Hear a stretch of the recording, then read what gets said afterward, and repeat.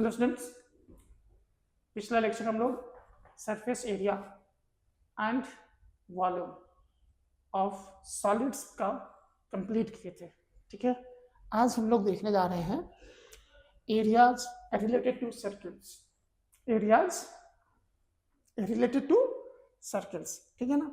Mensuration का ये दोनों टॉपिक बहुत ही इंपॉर्टेंट है। ठीक है, आपको यहाँ पे जो भी डाउट हो आप कमेंट में जरूर कमेंट करें, कोई क्वेश्चन हो जरूर पूछें। ठीक है, और अगर इस पे और वीडियो चाहिए तो आप बता सकते हैं, मैं और वीडियो प्रोवाइड कर दूंगा। ठीक है, तो आज आइए देखते हैं एरियाज रिलेटेड टू सर्कल्स। तो एरियाज रिलेटेड टू सर्कल्स में जैसा कि हम लोग जानते हैं, सर्किल, ये सर्किल है, ठीक है ना। इसका अपना एक सेंटर होता है जिसको हम लोग फिलहाल ओ से लिख रहे हैं, और ये इसका रेडियस है। ठीक है ना। तो ये जो चीज है, ये जो लेंथ है, बाउंड्री है, इसको हम लोग क्या कहते हैं, सरकमफ्रेंस कहते हैं। और सरकमफ्रेंस क्या होता है, सरकमफ्रेंस को हम लोग सी से रिप्रेजेंट करते हैं। ये होता है 2πr। क्लियर है। अच्छा, और अगर डायमीटर के फॉर्म में लिखना हो तो इसी को हम लोग लिखते हैं पाई इंटू डी। क्यों लिखते हैं, क्योंकि d इक्वल टू होता है 2r। ठीक है, इतनी बात समझ में आ गई। अब हम लोग बात करते हैं पॉइंट नंबर 2 में, area of the circle. Area of the circle क्या होगा हमारा, ये होता है पाई आर स्क्वायर। और अगर डायमीटर गिवन हो तो आप डायरेक्ट लिख सकते हैं पाई डी स्क्वायर बाई 4। समझ में आ गई बात। यूनिट सबका पता होगा, सर्कमफ्रेंस का यूनिट कितना होता है, सेंटीमीटर, मीटर, ठीक है ना, या मिलीमीटर, जो भी यूनिट होगा उसमें। और area centimetre square, millimetre square या मीटर स्क्वायर होगा। ठीक है, अब आइए हम लोग बात करते हैं इसमें सेक्टर्स के बारे में। तो अगर हम लोग यहाँ से इसको ऐसे मिला दें, ये इसका नाम ए और ये बी, ठीक है ना। तो ये जो छोटा सा जो एरिया दिख रहा है ना, ये जो रीजन दिख रहा है, इसको हम लोग सेक्टर कहते हैं। ये भी एक सेक्टर है, ये भी एक सेक्टर है, ठीक है ना। हाँ, अगर सेक्टर क्या कहते हैं, डायामीटर के अबाउट नहीं बना हुआ है, यानी ये इसका डायामीटर हो गया, ये तो इसी डायमीटर क्या करता है, इसको 2 इक्वल पार्ट में बांटता है ना। अगर ये लाइन यहाँ नहीं होकर के ये है, तो ये जो छोटा सा सेक्टर बनता है इसको हम लोग कहते हैं माइनर सेक्टर, और जो बड़ा सा सेक्टर बन रहा है उसको हम लोग कहते हैं मेजर सेक्टर। तो हमको इसका भी एरिया निकालना है और बड़े वाले का भी। तो मान लेते हैं ये एंगल जो है ना, थीटा एंगल बना रहा है। कितना एंगल बना रहा है, ये जो सेक्टर है, छोटा वाला सेक्टर, क्या नाम है इसका, ओ ए बी, ठीक है ना। ओ ए बी जो सेक्टर है वो कितना एंगल बना रहा है, थीटा एंगल बना रहा है। तो एरिया कितना हो जाएगा, area of minor sector, minor sector का एरिया कितना होता है, ये हो जाएगा थीटा अपॉन 360 इंटू में पाई आर स्क्वायर। सिमिलरली अगर आपको क्या कहते हैं, बड़े वाले सेक्टर का, जिसको हम लोग मेजर सेक्टर कहते हैं, क्या कहते हैं, एरिया ऑफ मेजर सेक्टर, ठीक है ना। ये कितना कर देंगे, तो टोटल एरिया, सर्किल का टोटल एरिया में से इस एरिया को क्या करते हैं हम लोग, सब्सट्रैक्ट कर देते हैं। तो एरिया ऑफ सर्किल यानी पाई आर स्क्वायर माइनस कितना हो जाएगा, थीटा अपॉन 360 डिग्री इंटू में पाई आर स्क्वायर। बात समझ में आ रही है, गुड। अब हम लोग अगर बात करें कि अगर सर हमको ये लेंथ निकालना है, ये जो आर्क है ना, ये आर्क ए बी, सर इसका लेंथ निकालना है। मान लीजिए सर इसका लेंथ एल है, तो इस लेंथ क्या होगा, तो लेंथ हो जाएगा हमारा L equal to theta upon 360 degree into में 2 पाई आर। ये क्या है, 2 pi R circumference of the circle है। समझ में आ गई बात। अब चलिए इससे रिलेटेड हम लोग कुछ क्वेश्चंस वन बाय वन देखते हैं। देखो बच्चों, ये क्वेश्चन है, बहुत ही अच्छा क्वेश्चन है। क्या है, सीबीएसई 2023 में ये क्वेश्चन पूछा गया है, ठीक है ना। सीबीएसई 2023 में ये क्वेश्चन पूछा गया है, बहुत ही प्यारा क्वेश्चन है। देखिए क्या कह रहा है, कह रहा है कि द सर्कमफ्रेंसेस, क्या है, circumferences of 2 circles are in the ratio 4:5। यानी दो सर्किल है उसके सरकमफ्रेंस का रेशियो दिया हुआ है कितना में 4:5 में, ठीक है ना। तो सरकमफ्रेंसेस को हम लोग सी से रिप्रेजेंट करते हैं, तो C1/C2 इज इक्वल टू दिया हुआ है कितना 4/5, ये गिवन है ना, क्या है ये गिवन है, बात समझ में आ रही है। तो आपसे पूछा क्या है what is the ratio of their radius, तो उसके रेडियस का रेशियो पूछा है, बहुत ही प्यारा क्वेश्चन है और आसान सा भी है, ठीक है ना। तो क्या हो जाएगा ये, इसका फॉर्मूला क्या होगा 2πr1 पहले सर्किल का रेडियस है अपॉन में 2πr2 इज इक्वल टू कितना हो जाएगा ये 4/5, ठीक है ना। तो 2π से 2π कैंसिल आउट हो जाएगा, बात समझ में आ गई। तो अब क्या बच गया हमारे पास r1/r2 इज इक्वल टू कितना हो जाएगा 4/5।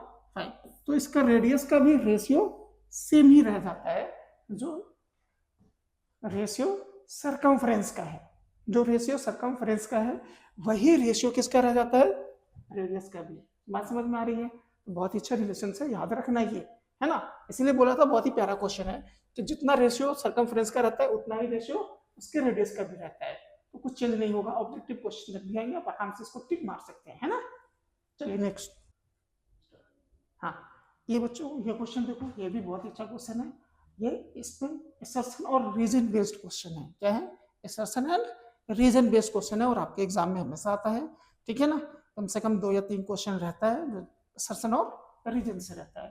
तो क्या कह रहा है, लेट क्या कह रहा है, इन the figure O is the centre of a circle, कोई फिगर है सर्किल का, ठीक है ना, जिसका सेंटर क्या है O है। चलिए ठीक है, बना दिया O।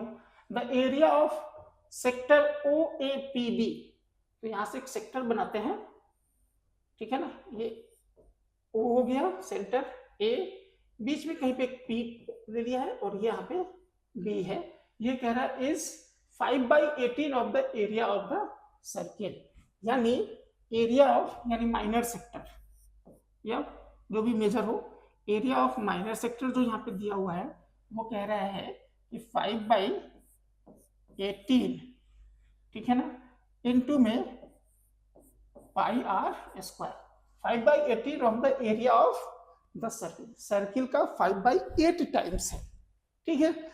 उसके बाद क्या कह रहा है, then the value of x is 100 degree, तो यहाँ पे एक एंगल बन रहा है कितना, इसको बोल रहा है x, बोल रहा है कि इसका वैल्यू 100 डिग्री होगा, आप ये बताएं, ठीक है ना।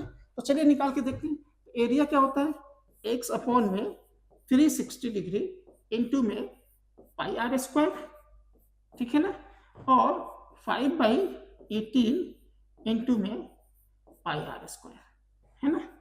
r यहाँ पे क्या है, इसका रेडियस है, तो πr² से πr² काट दीजिए, x इक्वल टू निकालिए यहाँ से 5 इंटू में 360 अपॉन में यहाँ पे 18 लिख देते हैं, 18 2 टाइम्स कट गया, तो x इक्वल टू कितना आ गया 100 डिग्री। तो आपका असर्शन क्या है, करेक्ट है, असर्शन क्या है, करेक्ट है ना, x 100 डिग्री होगा, एकदम बिल्कुल सही बात है। अच्छा, रीजन में क्या क्या कह रहा है कि लेंथ ऑफ द आर्क, यानी इस आर्क का लेंथ क्या होगा, इस लेंथ का, इस आर्क का length of an arc of a circle of radius r and central angle theta, यानी इस बार जो एंगल लिया है ये इसको थीटा बना दिया है, क्या बना दिया इसको, ये इसको इस बार थीटा ले रहा है। अच्छा, जैसे हम थीटा लेंगे तो अभी इसका हम लोग फॉर्मूला लिखे हैं, एल इक्वल टू क्या होता है थीटा अपॉन 360 डिग्री इंटू में 2πr होता है, ठीक है ना, और यहाँ पे क्या दे दिया है πr² दे दिया, इसलिए रीजन क्या है, बिल्कुल गलत रीजन है, रीजन क्या है रॉन्ग है, ठीक है ना। तो हमारा आंसर क्या हो जाएगा, assertion is correct not true but reason is,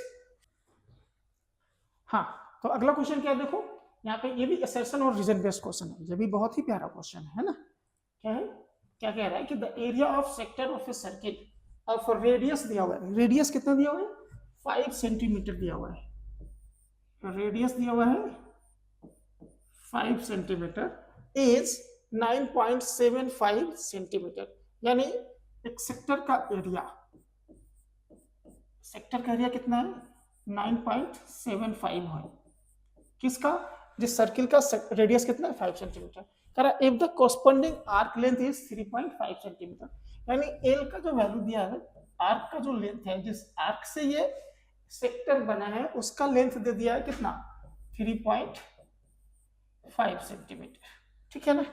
अच्छा, तो area of sector in terms, area of sector in terms of L and R, in terms of L and R क्या होता है, 1/2 एल इंटू आर होगा, क्या होगा, 1/2 L into are.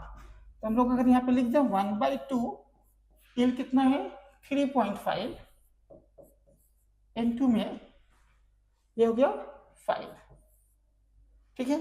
अगर आप इसको मल्टीप्लाई करेंगे तो ये हो जाएगा 5 5 जा 25 और 5 3 जा 15 प्लस 2 17.5/2 और इसका वैल्यू आ जाएगा 8.75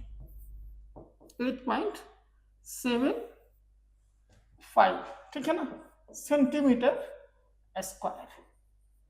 तो क्या लग रहा है, इस डेटा के हिसाब से एरिया क्या आना चाहिए था 8.75 सेंटीमीटर स्क्वायर, लेकिन हमारा एरिया कितना दिया हुआ है 9.75। बात समझ में आ रही है। तो असर्शन क्या है हमारा, इनकरेक्ट है, असर्शन क्या है, इनकरेक्ट है, ठीक है ना। तो असर्शन जो है वो रॉन्ग है। अब हम बात करते हैं अगर रीजन की, तो रीजन क्या करा, area of the circle, area of the sector of a circle of radius R, ठीक है ना, रेडियस क्या है R, and central angle theta is क्या होता है θ/360 डिग्री इंटू में πr², इंटू में πr²। तो भैया क्या है ये, बिल्कुल सही है ना। एरिया ऑफ द सेक्टर का फॉर्मूला यही होता है। तो रीजन क्या है, ये बिल्कुल सही है। तो assertion is wrong but reason is true. So option कितना जाएगा, ऑप्शन नंबर डी जाएगा। क्लियर है, option number D.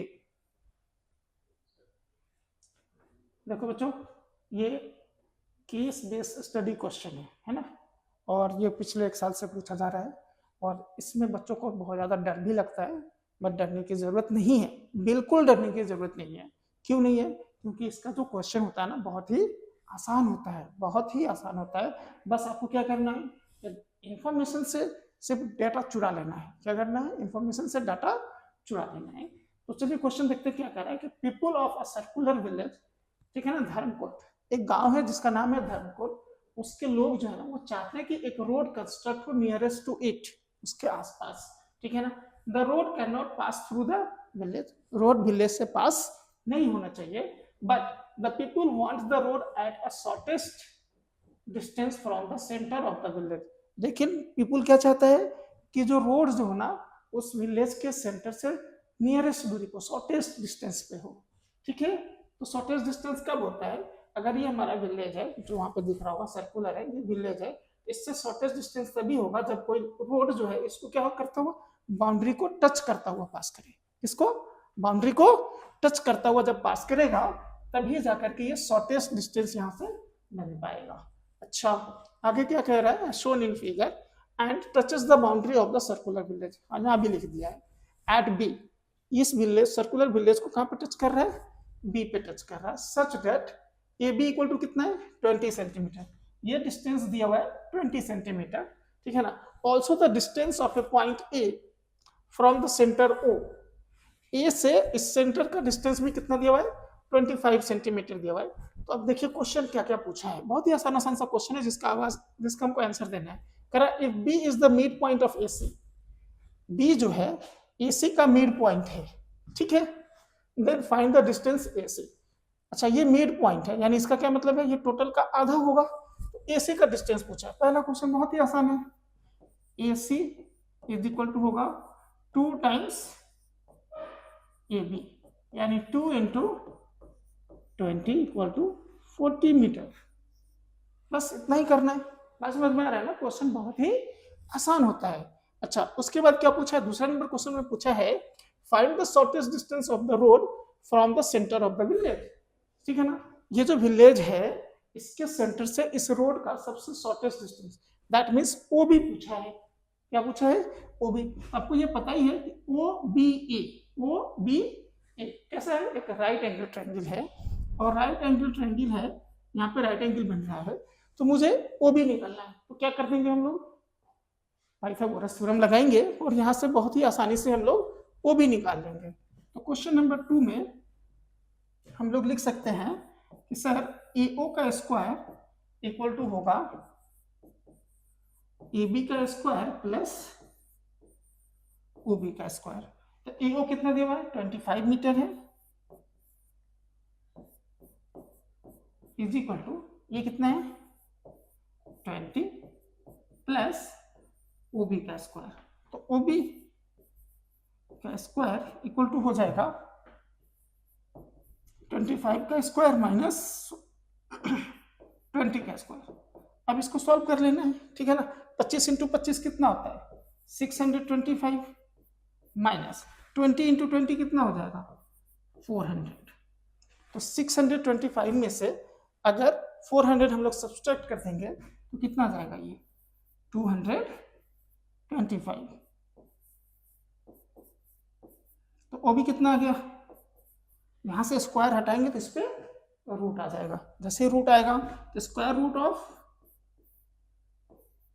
225 is equal to कितना आ जाएगा 15 मीटर।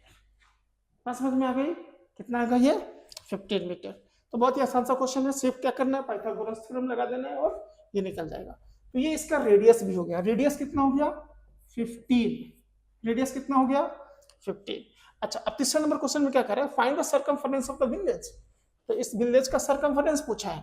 क्वेश्चन नंबर 3 में क्या पूछ दिया है सर्कमफरेंस। तो c इक्वल टू कितना होता है 2 पाई आर। तो रेडियस तो पता ही है 2 इंटू पाई इंटू में आर कितना है 15। तो 15 इंटू 2 कितना हो जाएगा 30 पाई मीटर, ठीक है ना, 30 पाई मीटर। बात समझ में आ गई।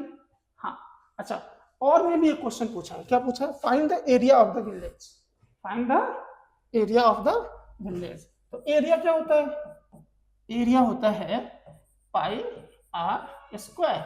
तो पाई और यहाँ पे हो गया 15 का स्क्वायर, 15 का स्क्वायर कितना होता है 225 पाई मीटर स्क्वायर। तो आप दोनों में से कोई एक भी बना सकते हैं, कोई दिक्कत नहीं है। या तो आप तीसरा नंबर क्वेश्चन बना दें या और वाला पार्ट बना दें, बहुत ही आसान सा क्वेश्चन रहता है। बात समझ में आ रही है ना। हाँ अच्छे से पढ़िए, डरने की जरूरत नहीं है, केस बेस्ड स्टडी क्वेश्चन हमेशा आसान ही रहता है, ठीक है। हाँ नेक्स्ट क्वेश्चन देखिए, बहुत ही अच्छा क्वेश्चन है और ये भी CBSE 2018 में क्वेश्चन पूछा गया है और बार बार ये क्वेश्चन आता भी है, ठीक है ना एग्जाम में। तो देखिए क्या कह रहा है, कह रहा है कि find the area of the shaded region in the figure where. Shaded region ये है, ये जो दिख रहा है ना स्टार टाइप, ये मेरा शेडेड रीजन है, उस रीजन का एरिया पूछा है, ठीक है ना। विथ सेंटर ABC, इसको कैसे ड्रॉ किया गया कि इसको A B C और D को क्या करें सेंटर मान करके, ठीक है ना। और इसका जो मिड पॉइंट है क्या है, इस साइड का जो मिड पॉइंट है इसको रेडियस मान करके क्या किया गया है आर्क ड्रॉ किया गया है। इन appears at midpoints P, Q, R and S of the sides AB, BC, CD, DA respectively of the square ABCD of side 12। यानी ये जो लेंथ दिया है ना, ये जो लेंथ है ये है 12 सेंटीमीटर।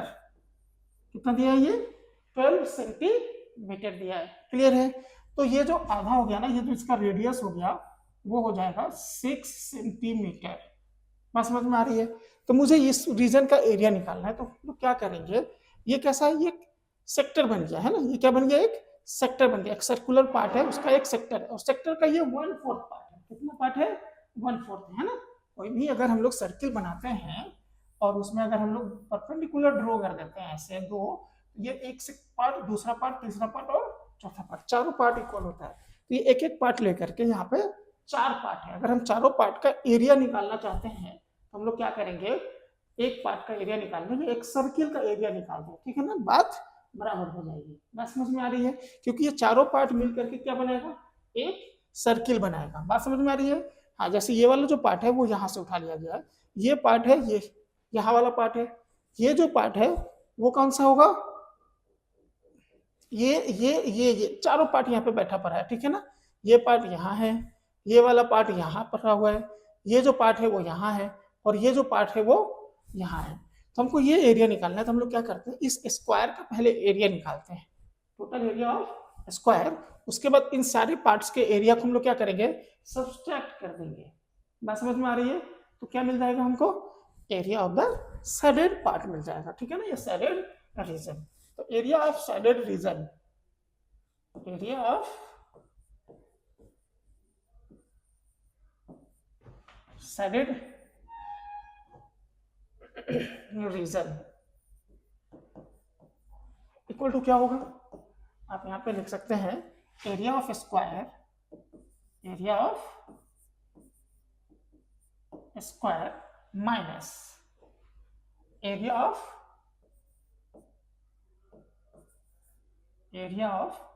सेक्टर्स, ठीक है ना। ये सारे सेक्टर का एरिया, इसको हम लोग क्या करेंगे, घटा देंगे, एक सेक्टर का नहीं, चारों सेक्टर का, और चारों सेक्टर मिलकर के क्या बोला हमने, एक सर्किल बना लेगा, ठीक है ना। तो एरिया ऑफ सर्किल भी बोल सकते हैं। तो एरिया ऑफ स्क्वायर कितना होता है, यहाँ पे एरिया ऑफ स्क्वायर, स्क्वायर होता है साइड का स्क्वायर, साइड कितना दिया हुआ है 12 सेंटीमीटर, तो 12 का स्क्वायर हो गया, माइनस यहाँ पे मैं बोला एक सर्किल है, तो पाई आर, आर यहाँ पे कितना हो गया 6 सेंटीमीटर हो गया, कितना हो गया 6 सेंटीमीटर, तो पाई इंटू में 6 का स्क्वायर। बात समझ में आ रही है, पाई इंटू में 6 का स्क्वायर। और बहुत ही आसान क्वेश्चन है यहाँ से, 144 माइनस 6 का स्क्वायर कितना हो जाएगा 36 पाई। अब पाई का वैल्यू यहाँ पे क्या लेना है, कुछ नहीं लेना है, ठीक है ना। तो आप 3.14 लेकर के इसको सॉल्व कर सकते हैं, 3.14, या आप यहाँ पे भी छोड़ सकते हैं, कोई दिक्कत नहीं है, लेकिन कैलकुलेट कर लेंगे तो ज़्यादा अच्छा रहेगा, फुल मार्क्स मिलेगा, है ना, कुछ कट पिट नहीं होगा, कोई भी आपका नंबर नहीं कटेगा, इसको सिर्फ सॉल्व करना है। क्लियर है, गुड। तो आप इसको सॉल्व कर लेंगे और कोशिश कीजिए आप अपना कैलकुलेशन स्ट्रॉन्ग करने का। अगर आपका कैलकुलेशन स्ट्रॉन्ग नहीं है ना तो फिर आपके नंबर्स बहुत ही कम आएंगे, क्योंकि बीच में कैलकुलेशन मिस्टेक हो जाएगा आपसे, और जैसे ही कैलकुलेशन मिस्टेक होगा फिर आपका नंबर कटना शुरू हो जाएगा। तो कैलकुलेशन बहुत ही अच्छा रखना है, जितना भी क्वेश्चन बनाएंगे उसमें कैलकुलेशंस अच्छे होने चाहिए, ठीक है ना। चलिए अगला क्वेश्चन देखते हैं।